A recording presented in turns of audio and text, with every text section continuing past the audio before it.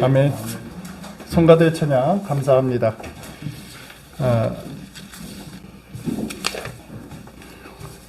오늘 그 만나가 나눔에 조미 우리 교우님께서 생명 리셋을 위하여라는 제목으로 글을 써 주셨습니다.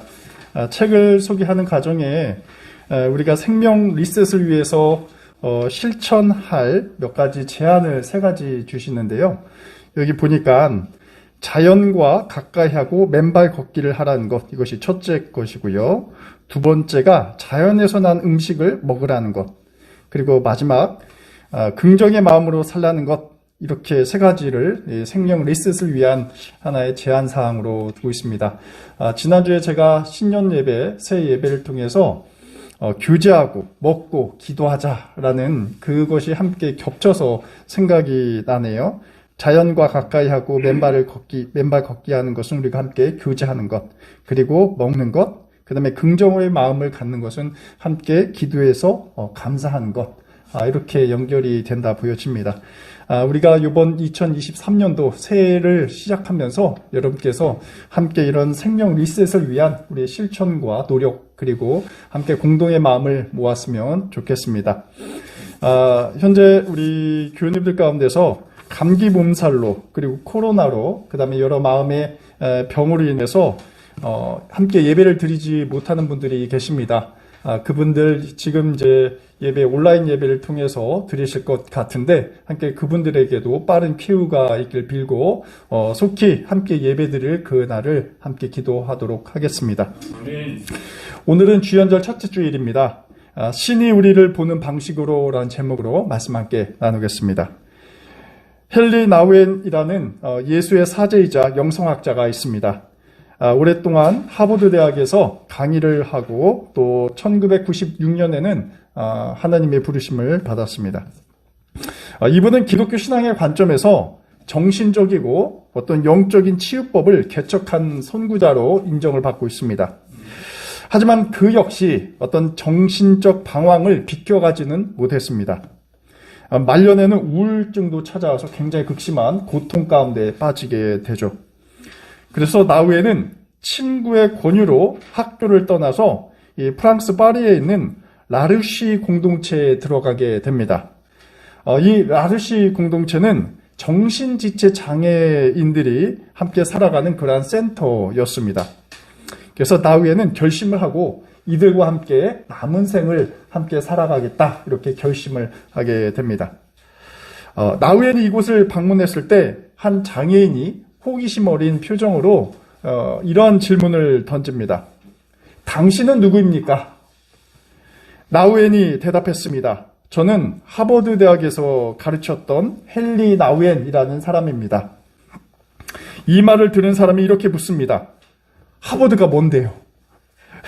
이 단순한 질문에 이 나우엔이 큰 혼란을 빠지게 됩니다. 지금까지 살아오면서 이러한 질문을 단 한 번도 받은 적이 없기 때문입니다. 우리가 늘 알듯이 하버드 대학은 굳이 설명할 필요가 없는 그러한 학교죠. 그래서 이 나우엔이 잠시 머뭇거리다가 그래도 이렇게 답변을 합니다. 하버드 대학은 공부하기 위해서 지성인들이 가는 대학교입니다. 이렇게 설명을 했습니다. 이번에 그 장애인들이 다시 되묻습니다. 공부? 사람들이 공부는 왜 하는데? 라는 질문을 던집니다. 나우엔은 순간 말문이 막혔습니다. 자신이 어떤 사람이고 누구와 함께 공부하고 또 연구하는지 아무리 설명하려 해도 그들이 이해할 수 없을 것이다 라고 판단했기 때문입니다. 대답을 어떻게 하든 이들에겐 사실상 아무런 의미가 없는 것이죠. 그날 밤에 나우엔이 혼자서 일기에 이러한 글을 남깁니다. 제가 한번 인용해 보도록 하겠습니다. 나는 이들에게 내가 얼마나 유명한 사람인지 설명하는 것이 상당히 어렵다는 것을 깨달았다. 내 친구들 중에는 국가의 방향을 결정하는 유명한 정치인도 있고 전 세계에 수많은 저명한 리더들이 내게 자문을 구한다는 사실을 설명하는 것이 이제 어려워졌다. 어쩌면 이제야 나의 오랜 정신적 방황이 이곳에서 끝날지 모르겠다. 왜냐하면 이들은 신이 인간을 대하는 방식과 매우 유사하게 나를 대하고 있다. 바로 이러한 글을 일기에 쓰게 됩니다. 나 외에는 그동안 자신이 풀지 못했던 어려운 인생의 문제를 이곳에서 풀었습니다. 나는 누구인가? 라는 물음입니다. 이 공동체 사람들은 그를 하버드 대학 교수로 보지 않습니다. 그는 다분히 헨리라는 사람일 뿐입니다. 이러한 삶은 그에게 우울증으로부터 해방하는 선물을 주었습니다. 자신의 가치가 사회적 지위나 재산이 아니라 그 존재 자체에 있다는 것을 깨닫고 마음의 자유를 얻게 된 것이죠.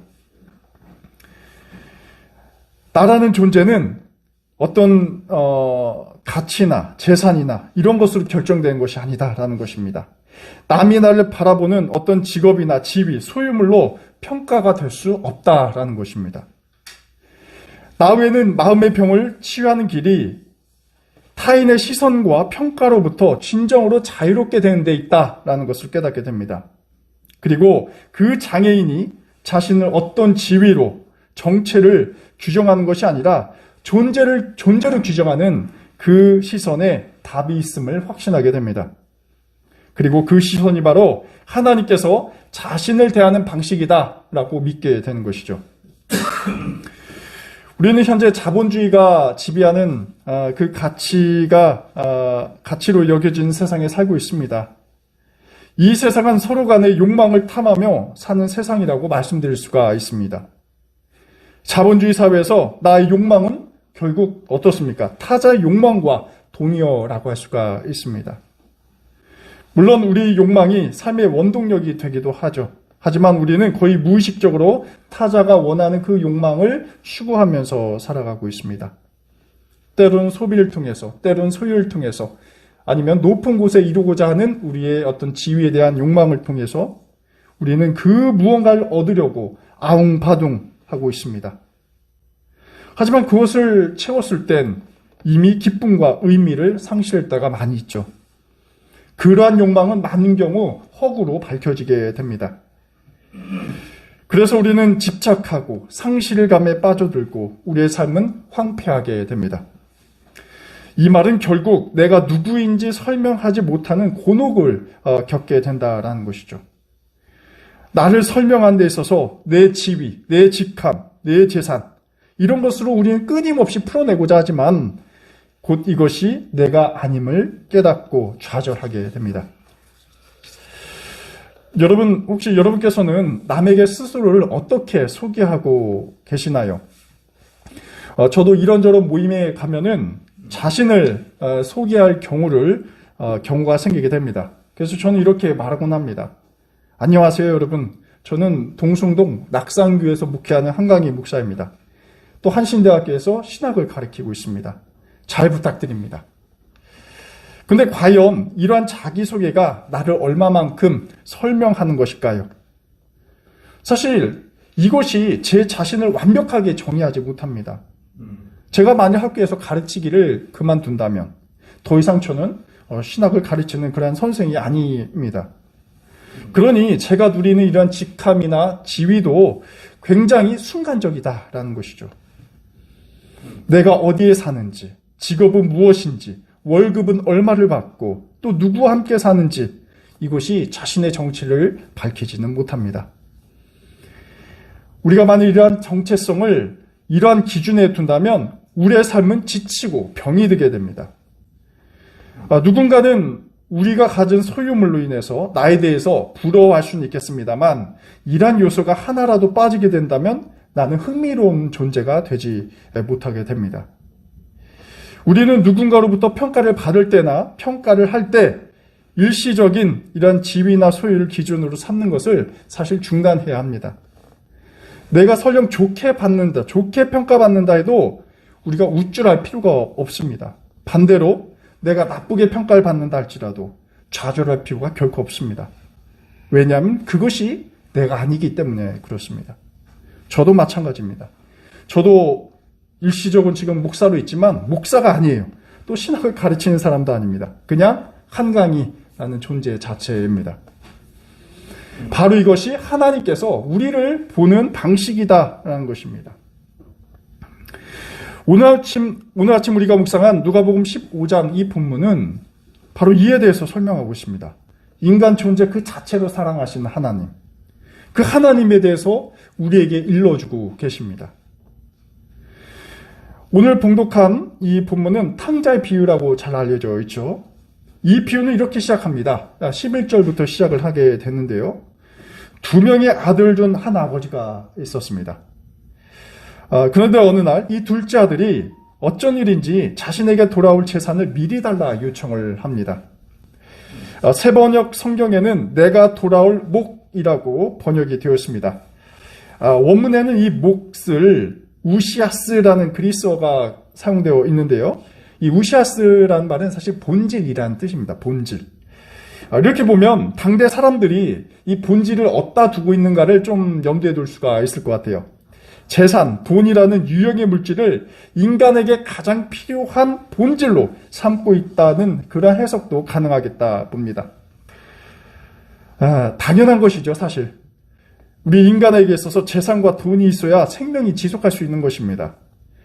우리가 가정을 이루는 핵심도 바로 이 재산, 이 유형의 재산이고 또 이것이 우시아스라고 볼 수 있습니다. 근데 문제는 당시 유대인들의 상속법과 관련해서 아버지가 죽기 전에 이렇게 아버지의 유산을 미리 달라고 하는 것은 굉장히 큰 문제고 극히 드문 일이었습니다. 물론 법적으로는 불가능한 일은 아니었다고 합니다. 하지만 통속적인 예법에는 어긋나는 일이었죠. 둘째 아들도 이를 모르지는 않았을 것입니다. 하지만 그는 굉장히 성급했습니다. 그는 아버지를 떠나서 세상을 나가 뭔가 대단한 일을 한번 해보자 하는 어떤 기대가 있었을 것입니다. 아버지는 여러 말 하지 않으십니다. 그냥 아들의 요구대로 유산을 넘겨줍니다. 이제 아들은 나름 자유를 얻었다 생각했습니다. 받은 재산을 자기 마음대로 쓰고 또 투자하면서 살아보려고 애썼습니다. 근데 여러분, 과연 아들은 어떤 생각을 갖고 있었을까요? 여기서 분명한 사실 한 가지는 이 아들은 사람들이 자신에게 관심을 가질 거라고 생각을 했습니다. 왜냐하면 세상이 좋아하는 재산을 자기가 다 갖고 있었기 때문입니다. 아들은 세상이 돈으로 사람의 가치와 존재를 판단한다고 당연하게 이렇게 생각을 하고 있었습니다. 그래서 성경은 이러한 재물과 돈을 유독 여기서 강조하고 있습니다. 하지만 여기서 아들이 간과한 한 가지가 있습니다. 자신의 재물은 유한하다라는 점입니다. 무한정의 재산을 갖고 있는 것이 아닙니다. 재물로 자신의 존재를 증명할 수 없다는 것이 곧 밝혀지게 됩니다. 13절에 이러한 장면이 기록되어 있습니다. 거기서 방탕하게 살면서 그 재산을 낭비하였더라. 이러한 구절입니다. 둘째 아들이 이 돈을 어떻게 사용했는지를 잘 말해주고 있습니다. 이 아들은 아버지의 재산을 의미 있는 그러한 선한 곳에 사용하지 않았습니다. 설령 선한 곳에 사용한다 하더라도 그 재산은 곧 없어질 것이었습니다. 이 구절에서 강조점은 이 방탕했다가 아니라 사실 낭비하였다라는 데 있습니다. 없어진다, 소멸한다라는 것이죠. 우리가 갖고 있는 소유, 그 다음에 어떤 지위, 이것이 곧 사라지고 없어질 것이다 라는 것입니다. 아들은 타인들이 바라는 그 욕망을 채우기 급급했습니다. 말씀드린 이 구절은 자신의 존재를 다분히 외적인 재산으로 판단하는 아들의 인식의 문제, 이 점을 짚고 있습니다. 이것이 사실상 문제입니다. 설상가상으로 아들은 재물을 다 날려버리고 말았죠. 또 거주하는 나라에는 극심한 흉년이 들었습니다. 그가 생각한 어떤 이상적인 세상은 얼마 가지 않았던 것입니다. 그래서 본문은 그가 굉장히 궁핍했다라고 설명하고 있습니다. 이 궁핍했다는 말은 허무하다라는 이야기입니다. 단순히 육체적인 굶주림뿐만이 아닙니다. 아들이 갖고 있는 영적인 부분, 또 정신적인 부분이 굉장히 굶주림 가운데 있었다라는 것이죠. 삶의 의미를 상실하고 있었다라는 것입니다. 그래서 아들은 이 굶주림으로 인해서 돼지가 먹는 쥐염 열매를 먹고 또 배를 채우고자 했습니다. 하지만 어느 누구도 그에게 그 흔한 동물이 먹는, 돼지가 먹는 그 열매조차 주지 않으려고 합니다. 설령 아들이 배를 채운다 할지언정 육체적인 빈곤은 벗어날 수 있겠지만 그의 갖고 있는 영혼의 빈곤, 이것은 결코 충족되지 못하는 것입니다. 그렇다고 아들이 이 삶의 단계에서 뭔가 대단한 삶의 깨달음을 얻은 것은 아직 아니었습니다. 굉장한 혼란 상태였을 것입니다. 최상의 것을 누리고 재물로 친구를 사귄 그가 이제는 나락으로 떨어지고 만 것입니다. 그의 주변에는 아무도 없었습니다. 그와 함께 향락을 누리던 친구들도 이제 다 가버리고 흩어져 없습니다. 세상이 바라보는 자신에 대한 시선은 재물의 유무이지 나라는 존재 자체가 아니었기 때문에 그렇습니다. 결국엔 아들이 깨닫게 됩니다. 아버지에게 돌아가는 방법이 유일하다라는 사실입니다. 오늘 우리가 묵상한 18절 9절에는 이러한 깨달음이 굉장히 잘 묘사되어 있습니다. 내가 일어나 아버지에게 돌아가서 이렇게 말씀드려 하겠다. 아버지, 내가 하늘과 아버지 앞에 죄를 지었습니다. 라는 구절입니다. 이 구절에서 핵심은 돌아간다 라는 부분입니다. 이러한 각성이 중요해요. 돌아간다는 것은 어떤 장소의 이동이 아닙니다. 근본으로의 회개입니다. 근본으로 돌아간다라는 것입니다. 아들은 이제 자신을 죄인으로 인식하게 됩니다. 자신을 죄인으로 인식한다는 말은 자신에게는 패배와 절망일 수 있겠지만 결코 그렇지 않습니다. 오히려 자기 이러한 죄의 인식은 오히려 긍정적인 변혁이었습니다.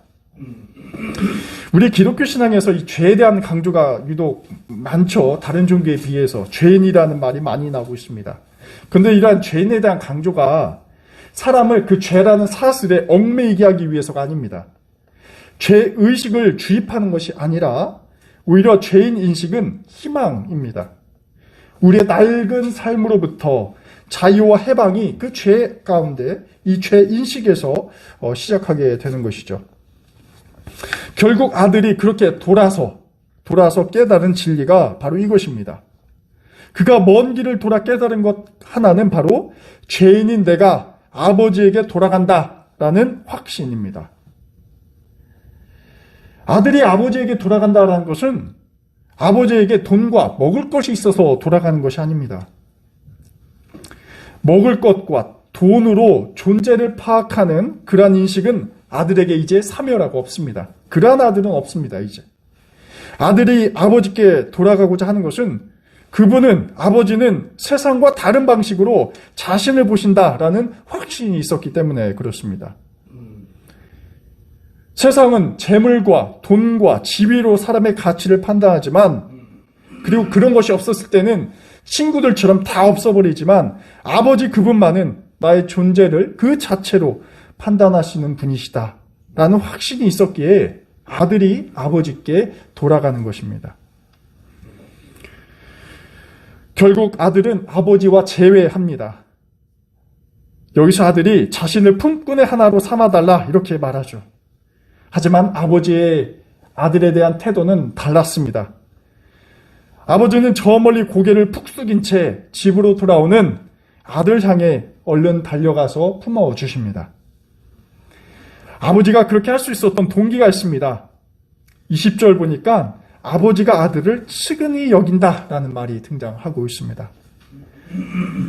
측은이라는 감정은 단순히 불쌍하다는 말과는 달라요. 불쌍하다는 것은 약간 위계적인 감정이 들어가고 있습니다. 사전상으로 보면 측은이란 말은 가엾고 애처로운 말로 풀이하지만 성경에서 말하는 측은은 뉘앙스가 약간 다릅니다. 측은이란 말은 나와 타자를 어떤 조건 없이 하나로 융합하는 악교와 같습니다. 측은이라는 감정의 교류를 통해서 나와 너 사이에 놓인 장벽이 무너지고 하나 되도록 한다라는 인식입니다. 본문에서는 아버지가 아들을 바라보고 인식하는 것이 바로 이 측은의 감정입니다. 돈을 탕진한 세상의 친구들은 아들을 버렸죠. 이러한 배제 행위에는 어떤 측은이란 감정을 찾아볼 수가 없습니다. 하지만 아버지는 세상이 보는 그 시선으로 아들을 보지 않았습니다. 아버지의 아들의 존재 자체를 보게 된 것이죠. 돈이 없어도, 재산이 없어도, 집이나 업적이 없어도, 또 건강하지 않아도 자식은 자식이었습니다. 아버지가 보는 시선은 그 본질에 대한 관심이라는 것입니다. 우리가 자본주의를 살아가는 우리에게 있어서 굉장히 낯선 시선이죠. 뉴스에서 우리가 종종 접하는 부모와 자식의 관계는 어떻습니까? 그러한 관계가 굉장히 깨어진다라는 장면을 우리가 많이 보게 되는 것이죠. 많은 경우 돈인 경우가 있고요. 또 한때 버렸던 자식이 죽었을 때 그의 보험금을 받기 위해서 생전 처음으로 찾아가는 부모도 엿볼 수 있습니다. 그 반대로 돈을 주지 않는다고 부모를 폭행하는 자식도 있죠. 이러한 현상의 근본은 과연 무엇이 잘못된 것일까 생각을 해봅니다. 부모와 자식 모두 어떤 존재에 대한 인정하지 못하는 그런 부재 상태를 우리가 찾아볼 수 있죠. 이뿐만 아닙니다. 인간 사이에서 벌어지는 이 복잡 다단한 관계라는 것이 결국 허상뿐인 욕망의 향연일 뿐 인간 존중에 대한 어떤 진심 어린 마음이 점차 사라지고 있습니다. 19절에서 아들은 이렇게 말하고 있습니다. 저는 더 이상 아버지의 아들이라 불릴 자격이 없습니다. 아들의 이 자격 발언은 어떤 조건으로 판단하는 세상을 대변하고 있습니다. 자격이란 말은 누군가의 지위나 신분을 말하는 것이죠. 하지만 아버지는 존재로 아들을 판단하는 분이셨습니다. 아들을 품습니다. 돈과 지위가 없다고 배격하지 않습니다. 소유가 자격이 아니라 존재가 자격이다라는 것이죠. 아들은 끊임없이 자신의 소유됨, 지위, 이것으로 자격을 묻고 있지만 아버지는 어떻습니까? 죽는 것과 사는 것, 잃어버린 것과 찾는 것, 바로 여기 이 존재로 끊임없이 답하고 있습니다. 출발점이 다릅니다. 우리가 묵상한 24절의 맥락이 바로 이러한 의미입니다. 나의 이 아들이 죽었다가 살았고 내가 잃었다가 되찾았다. 이 구절이 이를 말하고 있습니다. 아버지는 죽었다가 산 아들, 그리고 잃어버렸다가 되찾은 아들을 목격하고 받아들이게 되는 것이죠. 여러분, 각박해진 오늘 한국 사회에서 우리에게 필요한 것이 있다면 무엇일까요? 저는 오늘 이 시간 하나님께서 우리를 보는 이러한 방식으로 자신과 또 타인을 바라보는 태도가 필요하다 말씀드립니다. 우리는 누군가를 볼 때 거의 무의식적으로 그가 어떤 일을 하는지 두고 평가할 때가 많이 있죠. 그가 어떤 회사에서 어떤 직급을 갖고 일하는지 이에 따라서 그 사람을 달리 대할 때가 많이 있습니다. 우리가 보통 배우자를 고를 때 이런 어떤 조건들을 많이 감안하게 되는 것 같습니다. 자본주의 사회에서 그 사람이 갖고 있는 이 자본력이 그 사람의 인격과 비례한다라는 착각을 하기도 하죠. 문제는 타자뿐만이 아닙니다. 우리는 우리 스스로 나 자신을 타자화해서 그러한 자본주의적 제도와 욕망에 자신을 가두어 두게 됩니다. 굉장히 자신을 못 살게 굴고 있습니다. 그러면서 우리는 스스로 결핍되어 있는 자신을 발견하게 되고 이에 못마땅해하고 만족하지 못하고 또 감사를 하지 못하는 우리 자신을 발견할 때도 있습니다. 과연 이러한 세상에 우리는 나와 세상을 어떻게 이해하는 시각이 필요할까 생각을 해봅니다. 그리고 오늘 본문은 우리에게 하나의 중요한 관점을 제공하고 있습니다. 하나님께서 우리를 바라보는 그 방식으로 자신과 타자를 바라보자라는 것입니다. 둘째 아들이 재물을 다 탕진했을 때, 또 자존감을 상실했을 때 세상이 무너질 것만 같은 그 두려움을 느꼈습니다. 하지만 아버지는 달랐습니다. 아버지는 아들에게 결핍된 것 전혀 관심이 없었습니다. 아들이 살아 돌아오는 것, 오직 여기에 온통 아버지의 관심이 쏠려져 있습니다. 하나님께서 우리를 바로 그러한 존재 자체로 인정해 준다라는 것입니다. 또 우리 역시 이러한 하나님의 시선이 필요합니다. 만일 우리가 하나님의 시선으로 이웃을 바라보고 또 자신을 바라본다면 굉장히 중요한 어떤 존중받는 상호 공동체를 만들어 갈 수 있을 거라 보여집니다. 다분히 우리 인간적인 관계뿐만은 아닐 것입니다. 우리는 사회적 존재이죠. 이러한 사회적 존재로서 어떻게 국가를 또 공동체를 운영해 나갈지, 또 한 국가를 바람직하게 운영하고 할지 등 다양한 정치 사회적인 영역에서도 더욱더 성숙한 공동체로 만들어 갈 수 있을 것입니다. 2023년 새해를 여는 시점이 있습니다. 올 한 해는 우리가 주님의 눈으로 자신과 세상을 보는 능력을 키워나갔으면 좋겠다 생각이 듭니다. 우리 낙산교회 교우님들께서 삶의 조건에 의해서 존재가 증명되는 것이 아니라 우리 존재 자체로 충분히 가치 있는 존재다라는 것을 인식하면서 살아가시길 기원합니다. 아멘. 기도하겠습니다. 하나님, 저희는 존재 가치를 인정하기보다 소유와 지위와 재물로 평가하는 데 익숙해져 있습니다. 또 이를 의식하며 자기 스스로를 욕망의 감옥에 가두어 둡니다. 주님, 저희를 자유롭게 하옵소서. 돌아온 탕자를 그의 소유와 성공으로 판단하지 않으시고 그가 어떠한 상황에 처하든 받아주시는 그 자비와 인자의 마음으로 품으신 아버지를 우리가 기억하게 하옵소서. 있는 그대로를 품어주시는 하나님을 인정하며 저희도 이 세상을 품으며 화이하게 하옵소서. 예수 그리스도의 이름으로 기도드립니다. 아멘.